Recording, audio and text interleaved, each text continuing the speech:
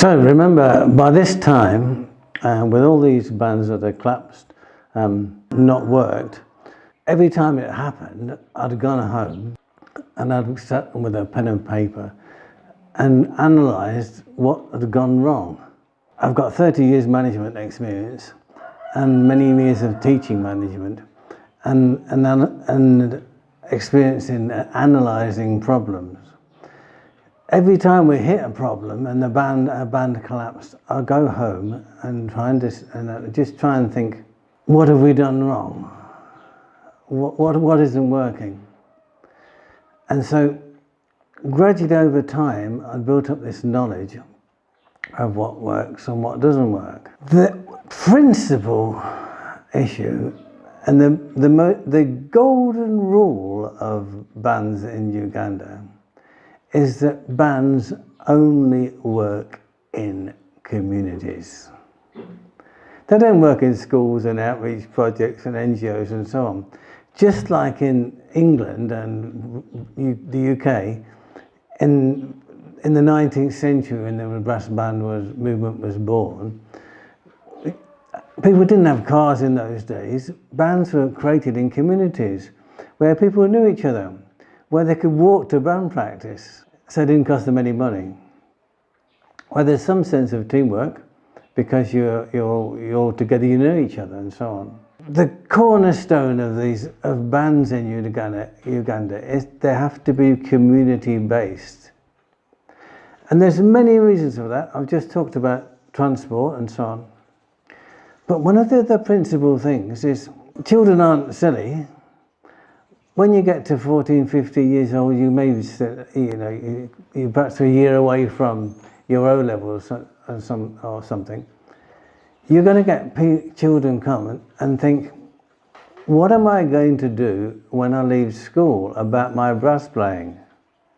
Or I leave the orphanage? Or I leave the NGO? They're going to think, well, what am I going? Is my playing finished? And 99 times out of 100, it is, because we're not going to give you an instrument to keep at home. So those children that are playing lose motivation because they know there's an end to their musical career, if you like. So I have the same problem with my own people. They say, what are we going to do when we leave Mbale Schools Band? And of course, it's a fantastic question. It only works, you can only answer that question if you're in a community and you can carry on playing once you've left school. People will practice if they know they can still play as an adult. And perhaps they're going to get a job in the future, but do they work in the daytime and they come after work, just like in the UK. So about this time, we were thinking about how we were going to make a senior band or a young adults band that will allow us to carry on their music in the community and answer that question, and people could see a future. We decided to make a senior band, and we called it, to avoid confusion, we called it Ugandan Brass. So those are our players really over 16 years old, if you like.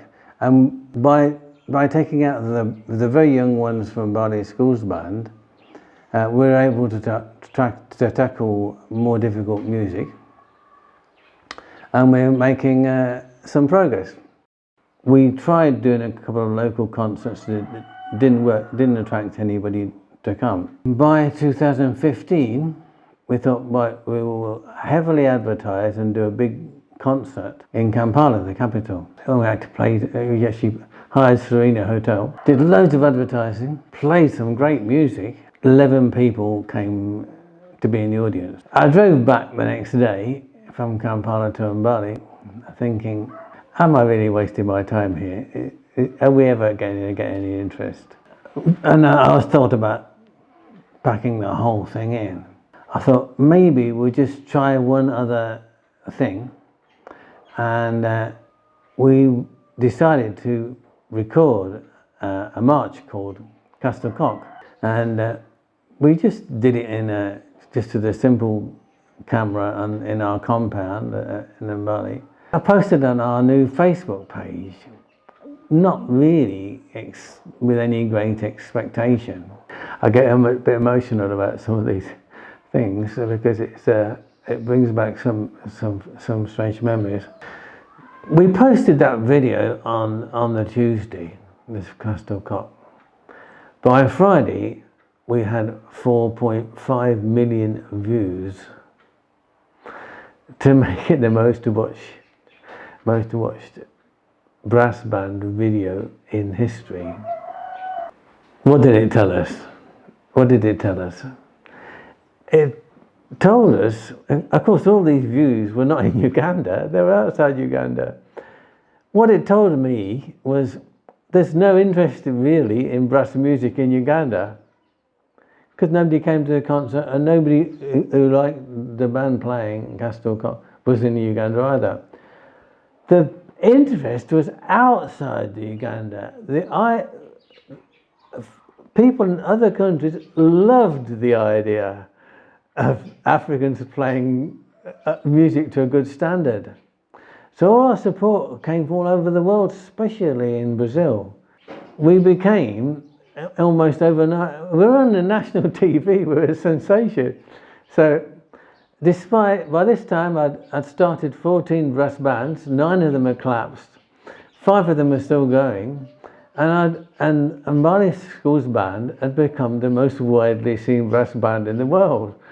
What I'd done is I'd worked out through all the years of living here, I'd worked out how to get the children to embrace brass music and want to play to a high standard. We immediately embarked on our first foreign tour to Kenya. When we jumped on the bus, and it's not very much to go on a bus from we're in eastern Uganda, from Mbale to Nairobi. We did a concert tour at the schools. It was a big success. Follow him wherever he may go. I'm with him, I'll always be. For nothing can keep me away. He is my destiny. Mbale School's band is about 100 children, divided into senior, intermediate and junior band. But we already had enough players to start our own all-girls band.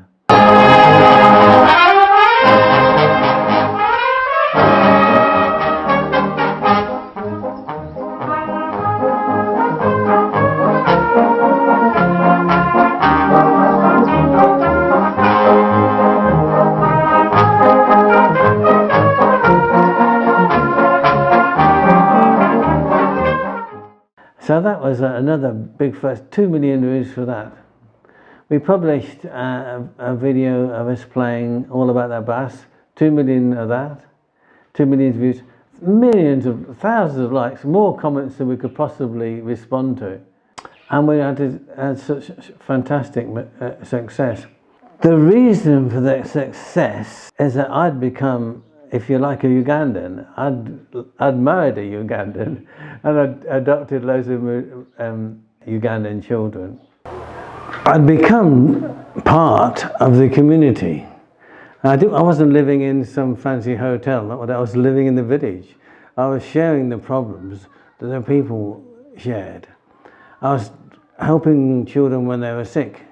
I took 6 children to Malaga Hospital who had cancer. None of them made it. 3 of them I held their hand as they took their last breath. Found them at coffee, and because the family couldn't make it, they were in some remote village.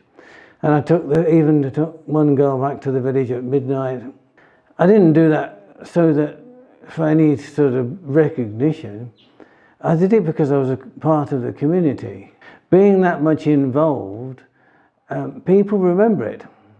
And parents remembered it, and children remember it, and they want to be part of what we're doing. By thinking like a Ugandan, I was able to think to myself, why would I want to play a brass instrument? So the point of today's talk is not to teach music, but to understand why a child would want to play. If you can do that, you will succeed. You also need to involve the parents. You can't just have the children decide that they're going to play or whatever. If the parents are against you, then they're not going to let their kids come to band practice. They're not going to let them be in the band. And for all the motivation things that I'd learned for the players, I also had to learn, why would a Ugandan parent want their child to be in the brass band? Now that's a different set of motivations, because a parent needs handling carefully, because if the child starts spending too much time at band practice, they're going to start saying, well, you're affecting my child's learning, and they're going to get poor grades at school. If you do it too much and the child gets bad grades at school, they're going to blame the band, and you're in trouble. They can even take you to police. So you also have to understand why a parent would want the child to be in the band as well. By telling a child that band practice at Thursday at 3 o'clock, be there, you haven't understood why they would want to be there. And that takes some good time. I'm going to summarize some of the issues that we've found. We're still going on tours every year to Rwanda and so on. Some of the lessons that I've learned apply to the UK and the rest of the world, and some of them perhaps only apply in Africa. Pick and choose whether you agree with me or not, but this is what I've found in practice. What motivates a child to play a musical instrument is changing, and it's changing because of social media, and it's changing because of smartphones. So what motivates a child to play music has changed. I've had lots of instruments from the UK, donations. When I open the instrument case, I find a practice book for a UK child where they've marked in the practice book that they've got up to lesson 10. There's no lesson 11. They've given up. They've given up because of they've either through the distractions of social media or through circumstances at home and so on. The world has become changed through watching videos. People now have got a low boredom threshold, and they'll switch off quickly if they're not entertained. Playing this like this is boring. Pressing valves up and down is boring. So asking people in a village to come down to their local church on a Saturday night in the rain and sit on a hard pew, you might get some elderly people to do that, but you won't get today's modern generation to do it, not in any meaningful numbers. You've got to provide them with more entertainment. We never play brass band concerts. We play brass band entertainment. We might start with the brass band piece, but then we sing, and then we dance, and then we do all sorts of things, and then we have a choir with a band, or we have a single person, a solo singer. So our concerts become entertainment. We're going to do a march, later on we'll pop song and so on, as we do in the UK. The concerts have to become entertainment to attract people from other things. About our performances. All of us here in Nairobi were amazed at the fantastic playing during the recent concert tour by Mbale School's band. The troupe with more than 30 dancers. Our band is now based in Maluku, Mbale School's band, developing youth through music.